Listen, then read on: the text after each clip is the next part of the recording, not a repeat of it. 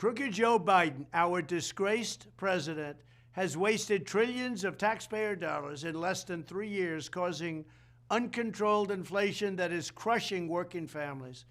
Reining in Biden's wasteful and unnecessary spending is vital to stopping inflation and rescuing our economy from ruin. But the pain of the spending cuts must be borne by the special interests and Washington bureaucrats, not by American families and American seniors in particular.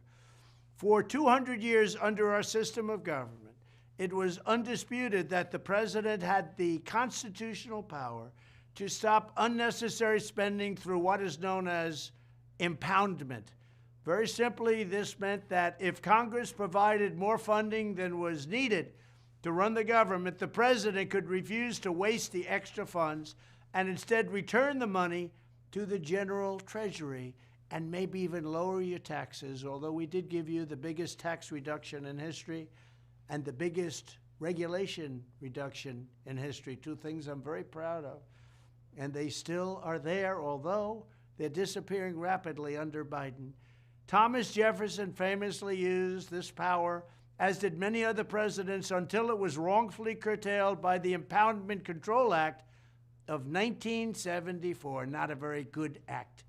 This disaster of a law is clearly unconstitutional, a blatant violation of the separation of powers.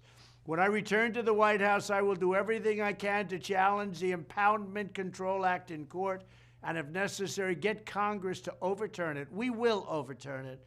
I will then use the president's long-recognized impoundment power to squeeze the bloated federal bureaucracy for massive savings. This will be in the form of tax reductions for you. This will help quickly to stop inflation and slash the deficit.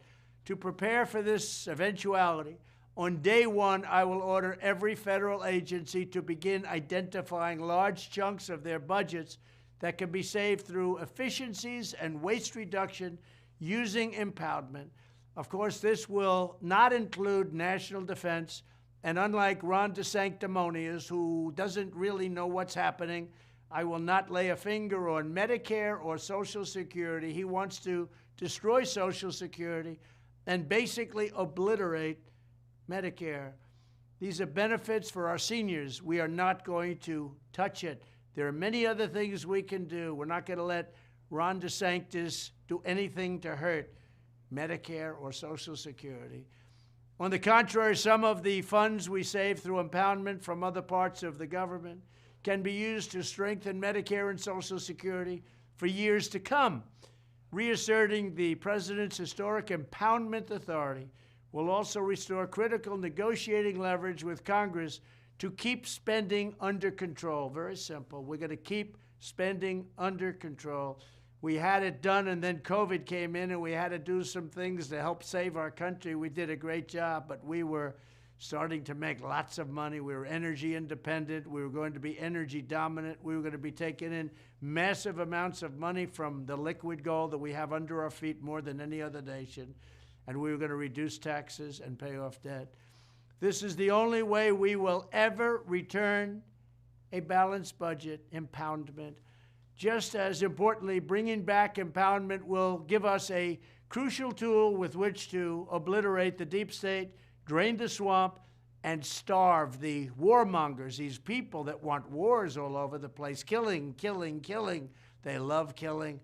And the globalists out of our government. We're going to get the warmongers and the globalists out of our government. With impoundment, we can simply choke off the money. This policy is anti-inflation, anti-swamp, anti-globalist, and it's pro-growth, pro-taxpayer, pro-American, and pro-freedom. I alone can get that done. I'll get it done, and I'll make America great again. Thank you very much.